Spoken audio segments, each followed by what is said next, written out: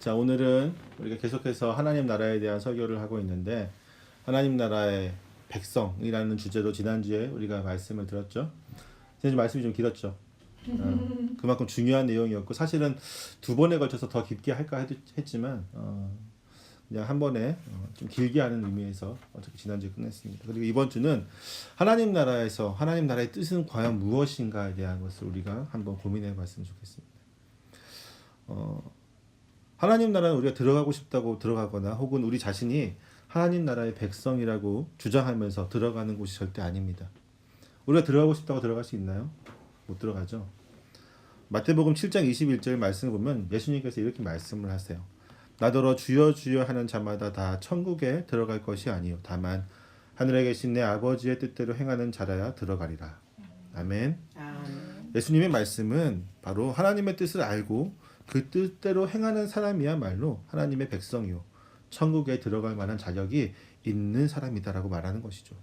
특히나 자신은 전혀 하나님과 관계없는 모습으로 살아가거나 또는 하나님의 뜻을 알려고 노력하지도 않고 입으로만 주님을 외치고 또 찾는 사람들에게는 그 자격이 없다고 분명히 예수님께서는 못 받고 계신 겁니다. 입으로만 고백하는 자들. 현대에 아주 수많은 그리스도인들이 바로 이런 모습으로 살아가고 있음을 우리는 알고 있습니다. 믿음과 삶이 분리되어서 믿음의 모습은 오직 교회에서만 보여지는 것이고 삶에서는 전혀 다른 모습, 다른 방법으로 살아가고 있는 것이 현대의 수많은 그리스도인들입니다. 그러면서 입으로는 예수님을 믿는다고 말하고 다닙니다. 과연 세상 사람들은 이러한 그리스도인들을 어떻게 생각하고 있을까요? 자신들과 별 차이가 없다며 우리는 별 차이가 없구나. 예수 믿는 사람과 우리는 별 차이가 없구나 하면서 친근감을 느낄까요? 아니면 어떻게 그리스도인이 예수 믿는 사람들이 저럴 수 있어? 라면서 오히려 우리를 비난할까요? 1번 같아요? 2번 같아요? 2번이죠. 다 아시죠?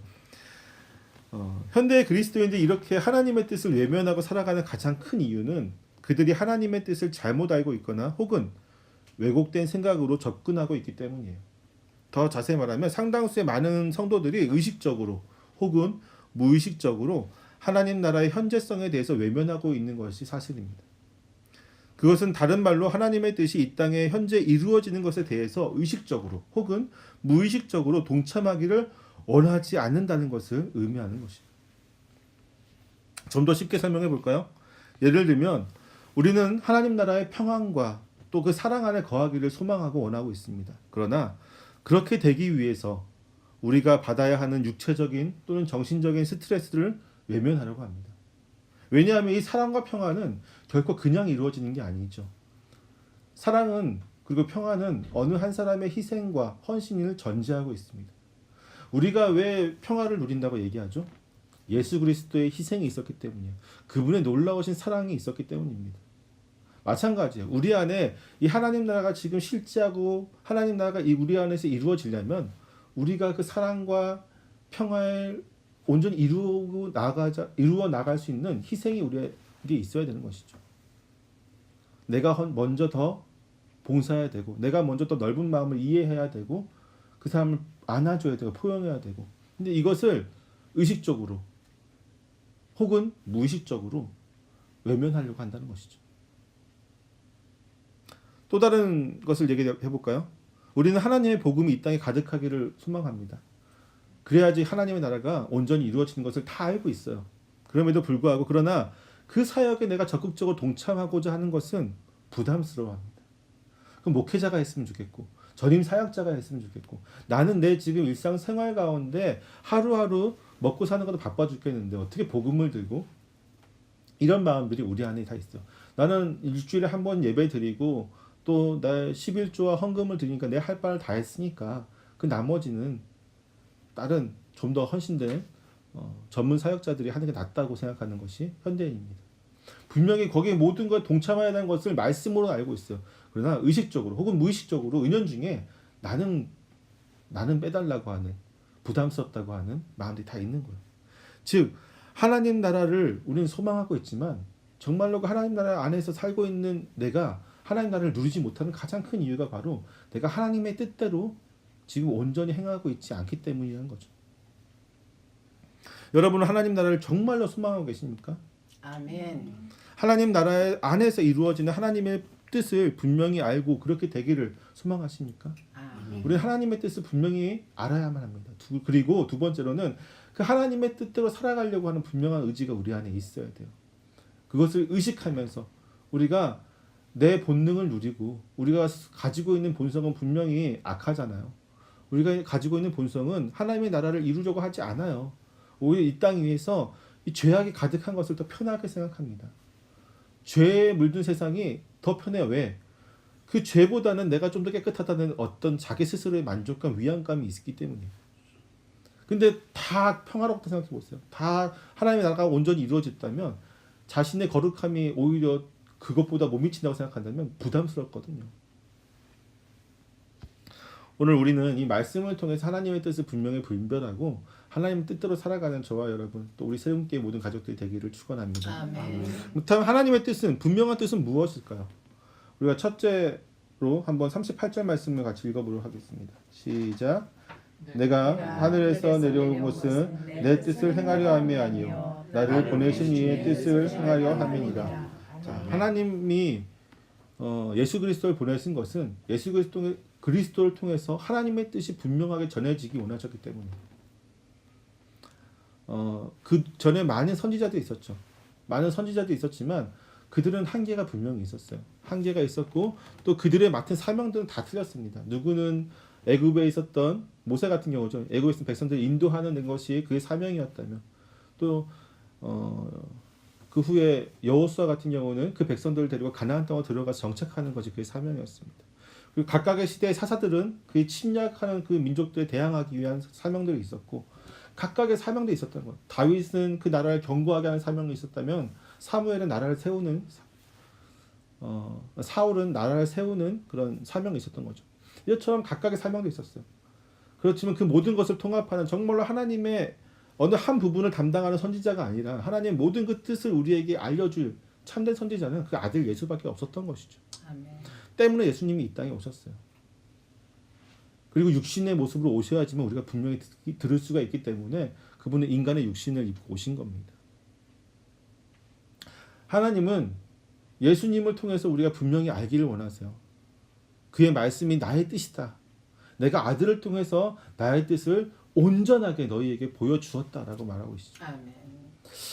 한 선교사가 인도에 있는 선교사였는데 인도의 그 선교사가 사람들에게 아무리 복음을 전해도 복음이 전해지지 않는다는 거예요. 특히나 이제 복음을 전하면서 예수 그리스도께서 이 땅에 왜 성육신, 인간의 육신으로 오셔야만 했는가에 대해서 아무리 설명해도 이해를 못한다는 거죠. 그러다가 그 낭망하는 가운데 시골길을 걸어가면서 집으로 돌아오고 있는데 그 시골길을 개미들이 이렇게 건너 줄지어서 이렇게 건너고 있었어요. 근데 반대편에서 차가 오는 거예요. 이 선교사가 개미들아 안 돼, 빨리 건너가거나 옆으로 빠져, 차가 오고 있어라고 아무리 외쳐봤자 개미들이 들을 수 없는 것 없죠. 그것을 보면서 그 선교사가 딱 깨달은 거예요. 아, 이래서 예수님께서 인간의 육신으로 오셨구나. 저 개미들에게 이야기하려면 어떤 모습으로 가야 돼요? 내가 개미가 돼야 돼요. 인간이 아무리 외쳐봤자 개미들이 잘 듣지 못해. 왜? 인간이 잘못이 아니라 개미들의 능력이 그거밖에 안 되기 때문이에요. 하나님께서 그동안 수많은 선지자를 보냈지만 우리가 들을 수 있는 것은 일부분이었고 온전치 못했던 것은 우리가 그거밖에 능력이 안 되기 때문에 인간의 죄성이 그렇게 우리의 귀를 막고 있고 닫고 있기 때문이죠. 그래서 이 땅에 예수님이 오신 겁니다. 예수님이 오셨고 그 예수님이 보내신 하나님의 진정한 목적은 무엇이었냐면요. 우리 40절 말씀 같이 한번 읽어볼게요. 40절 시작. 내 아버지의 뜻은 아들을 보고 믿는 자마다 영생을 얻는 이것이니 마지막 날에 내가 이를 다시 살리리라 하시니라. 아멘. 하나님께서는 분명히 말씀하고 있는 것이 무엇이냐면 영생을 얻게 하는 것이에요. 아멘. 주를 믿는 백성들이 영생을 얻게 하는 것. 이 영생을 얻게 하는 것은 언제부터 하나님의 뜻이었냐면 창세 전부터 하나님의 뜻이었어요. 그리고 아담을 통해서 이루려 가셨던 하나님의 뜻이었죠. 우리 창세기를 읽다 보면 가장 많이 나오는 단어 중에 하나가 무엇이냐면 생육하고 번성하라는 단어예요. 이 단어는 이 문장은 이제 창세기 주제를 이해하는 데 가장 중요한 키 역할을 하는 단어 중에 하나입니다.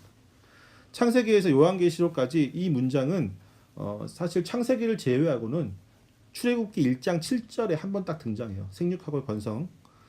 다른 성경에는 전혀 나오지 않습니다. 그러나 이 창세기에는 무려 10번이나 등장을 하고 있어요. 생육하고 번성하라. 생육하고 번성하였더니 충만하였더라. 생육하고 번성하였더니 그 민족이 흥왕하였더라. 아담과 하와의 타락 이후에 그의 후손인 현생의 인류는 죄의 결과로 얻어진 죽음이라는 형벌에서 벗어날 수 없게 되었습니다. 하나님은 인간을 창조하시면서 인간이 생육하고 번성하여 땅에 충만하라는 하나님의 주권적인 명령을 내리시죠. 그리고 다스리라는 명령을 주십니다. 이 하나님의 뜻을 우리가 이루어 살아야 하는데 하나님께서 명령하신 이 뜻을 우리가 분명히 이루어야만 하겠죠. 그것이 하나님의 뜻이었으니까. 그렇지만 하나님의 뜻에서 벗어난 인간은 이제 하나님 앞에서 죄인이고 이 죽음이라는 형벌 앞에서 두려워 떨면서 살아가는 그러한 보잘것없는 인생이 되어버렸습니다. 하나님의 뜻을 온전하게 행하려면 우리가 영생을 취해야만 하는데 영생을 얻지 못하고 아담의 범죄 이후에 우리는 죽는 이 죽음이라는 형벌 가운데 갇혀 있는 것이죠. 우리가 이 죽음의 형벌 가운데 이길 수 있는 유일한 방법이 무엇이냐? 그것은 바로 예수 그리스도 통한 하나님의 말씀 가운데 우리가 온전히 들어가는 것입니다. 그를 믿고 따르는 것이죠. 요한복음 6장 40절에 보면 이렇게 말하고 있어요. 예수님께서 본인이 분명히 이렇게 말씀하십니다. 내 아버지의 뜻은 아들을 보고 믿는 자마다 영생을 얻는 이것이니. 아멘. 아멘. 예수님께서는 아들을, 즉 내 아버지께서, 나를 보내신 저 하나님께서, 성부께서 그 뜻을 분명히 세우셨는데 그 뜻은 무엇이냐면 나를 믿는 자, 그들을 나를 통해서 영생을 얻게 하겠다는 거예요. 할렐루야. 아멘. 저와 여러분은 하나님 앞에서 영생을 얻는 자들입니다. 아멘. 우리가 영생을 단순히 영적인 것 아니면 의미적인 것을 생각한다면 굉장히 잘못된 것이에요. 그리스도인들은 분명히 하나님 앞에서 영생을 누릴 권리가 있습니다. 하나님께서 약속을 주셨어요. 우리가 영생을 취하는 자답게 살아야 되지 않겠습니까? 아멘. 저 죽고 한낱 짧은 인생, 100년도 되지 않은 인생을 어떻게 해서든 아둥바둥가면서 성공하려고 하는 그 인생이 아니라 우린 영혼을 사는 사람들이에요. 영혼을. 여러분, 짧은 시간을 산다고 하는 사람과 긴 시간을 사는 사람이 있어요. 어떤 사람, 둘 사이의 삶은 똑같을 것 같아요? 다를 것 같아요? 달라요. 다를 수밖에 없어요. 어떤 사람이 시한부 인생이 정해졌다고 합시다. 그 사람은 그 시간을 어떻게 보낼까요? 정말 초단위로, 만약에 저에게 어떤 시한부 인생이 주어졌다면 저는 정말 초단위로 시간을 쪼갤 거예요. 아까워서. 정말 바쁘게 살아가면서 어떻게 해서든 뭔가 내가 해보고 싶은 걸 다 해보고 싶고 이루고 싶은 걸 다 이루고 죽고 싶잖아요. 인생은. 그렇지만 영혼을 사는 사람은 그렇지 않아요. 여유가 있어요. 삶의 평화가 있어요. 다 포용해 줄 수 있는 마음이 있어요. 우리가 천국을 살아간다. 하나님 나라가 이 땅에 이루어질 수 있는 가장 큰 의미는 무엇이냐면 우리가 영생을 살아가는 존재라는 것을 깨달을 때 그 마음을 가질 수가 있어요. 그 마음이 없으면 조급해지거든요. 인생은 특히나 이제 나이가 들어갈수록 조급한 마음은 더 커집니다. 인생의 나이가 들어갈수록 왜 남은 인생이 더 적어지니까요. 더 조급해지고 이 짧은 인생 가운데 특히나 더 짧아지고 있는 가운데 내가 이룬 것이 무엇인가라는 그런 자괴감이 들 때도 있잖아요. 남자들 같은 경우는 한 40대 후반, 50대가 되면 이런 생각을 많이 한다고 하더라고요. 내가 지금까지 해놓은 게 무엇인가. 우리의 인생은 그렇다는 거예요. 죽음이라는 형벌 앞에서 짧은 인생을 살아가는 존재는 이렇게 날마다 고민하고 날마다 무엇을 더 성취할까 고민하면서 아등바등 살아가게 된다는 것이죠. 그 마음에 여유가 있을까요? 없습니다. 그 마음에 평화가 있을까요? 없어요. 그렇다면 그 평화가 없고 여유가 없고 사랑이 없는데 과연 그 가운데 하나님 나라가 세워질까요? 안 세워지는 거예요. 하나님 나라를 분명히 세우기 위해서 첫 번째 조건이 무엇이냐면 우리가 영생의 존재라는 것을 인식할 때입니다.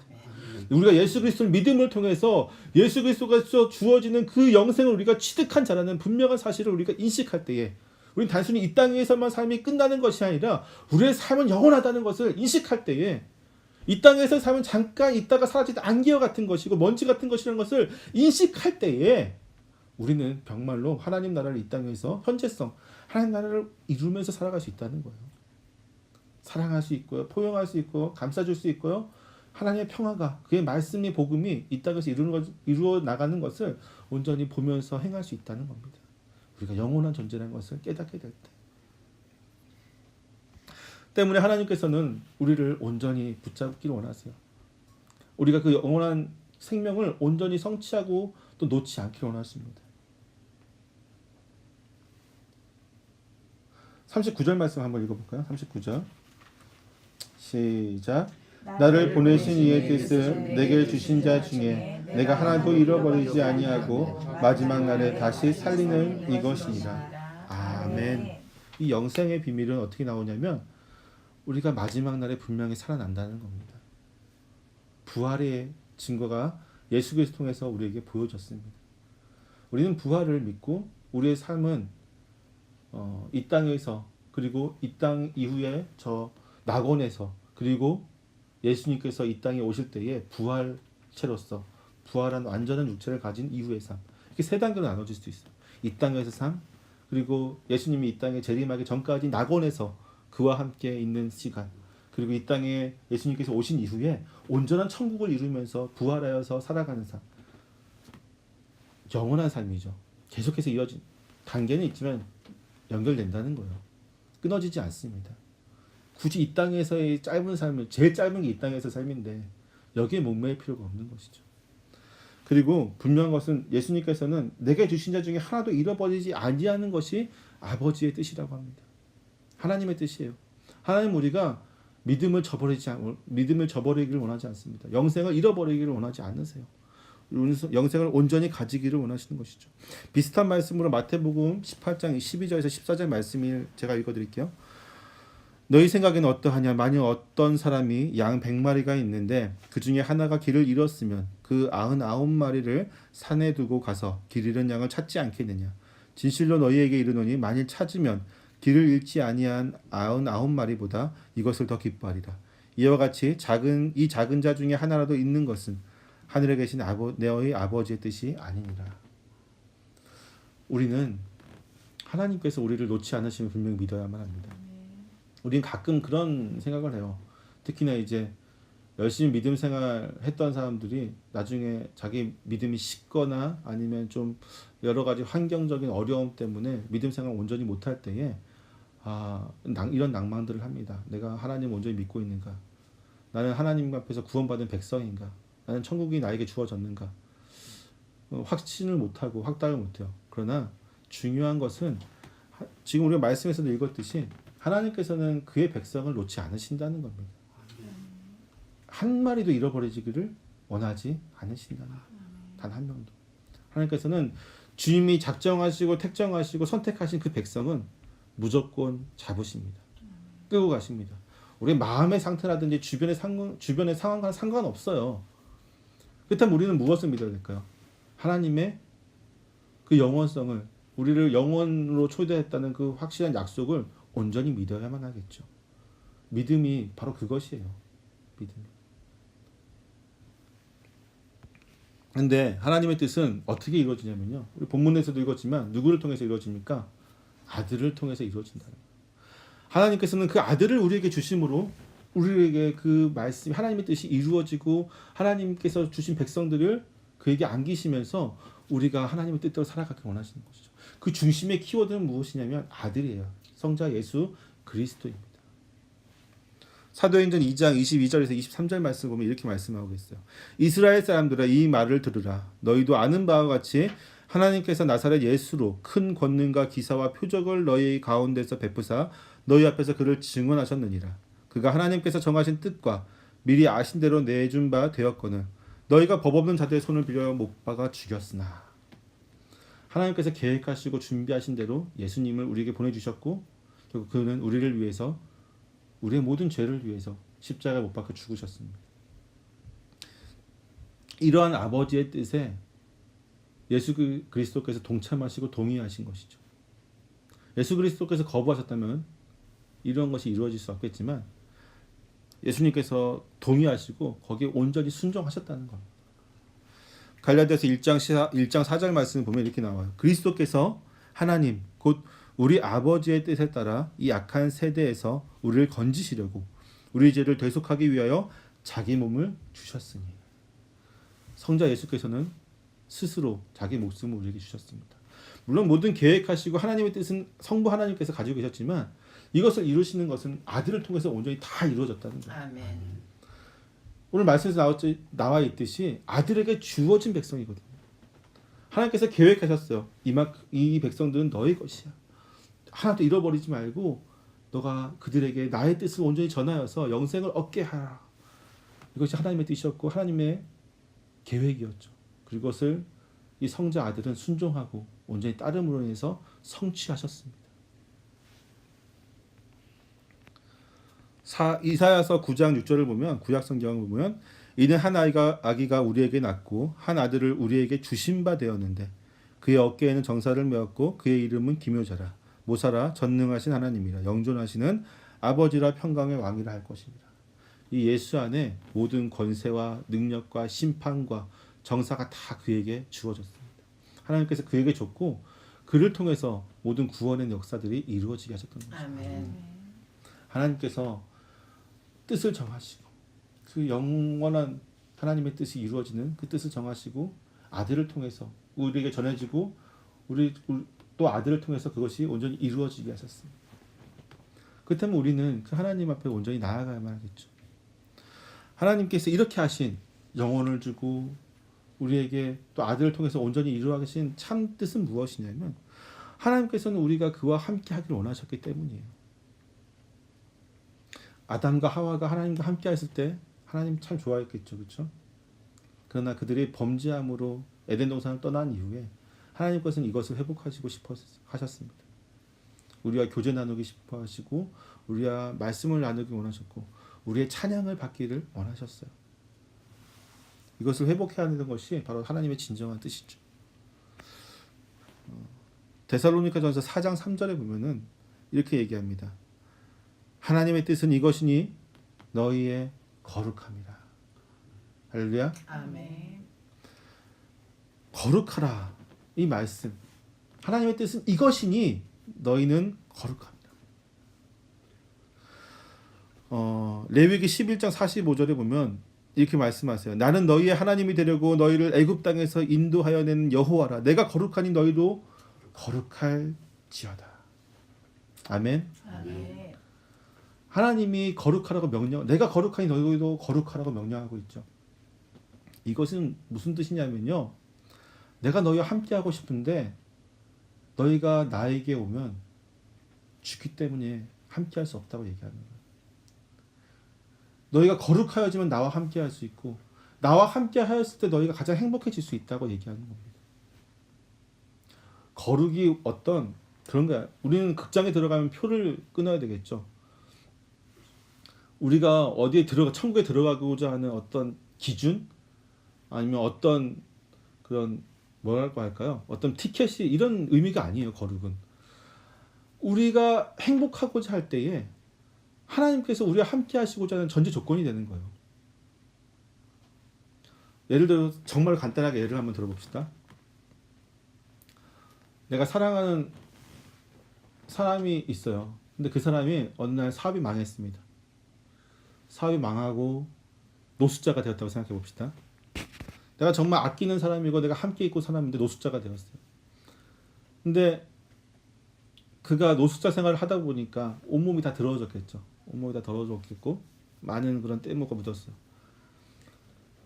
같이 그 사람을 데리고 우리 집에 데리고 올 수 있을까요? 물론 그 앞에 가서 그를 정말 사랑한다 안아주고 뭐 시켜줄 수는 있겠지만 그 사람을 데리고 집으로 데리고 올 수 있을까요?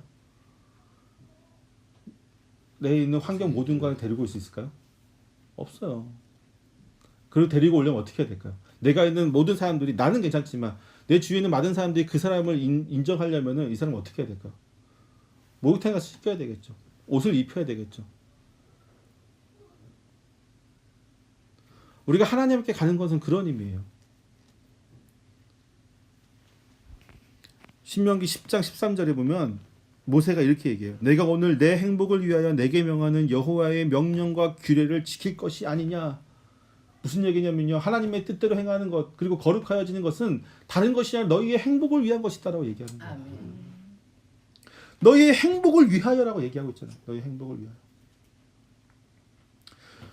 우리는 정말로 행복하고 싶으면요. 딴 거 없어요. 하나님과 함께 하면 됩니다. 아멘. 하나님의 주시는 그 영생 안에 거하면 돼요. 아멘. 우리가 행복하지 않은 이유는 무엇이냐면요. 아까도 얘기했듯이 우리 안에 영생이 없기 때문이에요. 영생을 믿지 않기 때문이에요. 이 땅에서 삶이 끝이라고 생각하면서 아등바등 살아가기 때문이에요. 그래서 우리는 행복하지가 못해요. 더 갖고 싶어하는 욕심들이 넘쳐나는 겁니다. 뭔가 지금 있는 것에 대해서 만족하지 못하고 이 남은 영원한 삶을 살아갈 때에 우리는 행복할 수 있죠. 아멘. 데살로니가전서 5장 18절 말씀 우리 같이 찾아서 한번 읽어봤으면 좋겠습니다. 데살로니가전서 5장 18절입니다.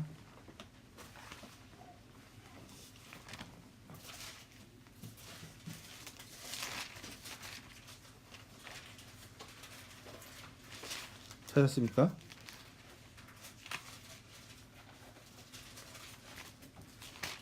(5장 18절) 시작. 범사에 감사하라. 이것이 그리스도 예수 안에서 너희를 향하신 하나님의 뜻입니다. 아멘. 우리 16절부터 같이 다시 한번 읽어볼까요? 시작. 항상 기뻐하라. 쉬지 말고 기도하라. 범사에 감사하라. 이것이 그리스도 예수 안에서 너희를 향하신 하나님의 뜻입니다. 아멘. 이것은 명령처럼 보이죠? 근데 사실 명령이 아니에요.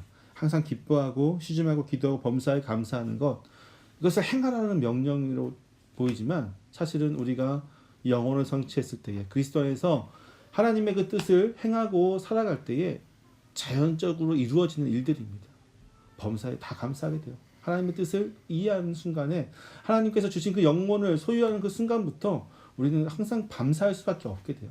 그리고 하나님께 기도하는 것, 이건 사실 하나님과 쉬지 말고 기도하는 것은 하나님과 쉬지 않고 계속해서 대화하는 거예요. 날마다 그와 교제를 나누는 겁니다. 그리고 항상 기뻐할 수 있죠. 하나님이 나와 함께 하시니까. 이것은 억지로 항상 기뻐해야 돼. 항상 억지로 너는 쉬지 말고 기도해. 앉아서 기도해. 너는 항상 무슨 일이든지 감사하려 노력해야 돼. 이게 아니라는 거예요. 그리스도 안에서 하나님께서 우리에게 주신 뜻은 무엇이냐면 나와 함께 있을 때 너희는 행복해지고 행복하면은 항상 기쁨과 쉬지 않고 기도하는 것과 범사에 감사하는 것들이 자연스럽게 나온다는 거예요. 억지로 하지 말라는 거죠. 그리스도인은 억지로 살아가는 사람들이 아닙니다.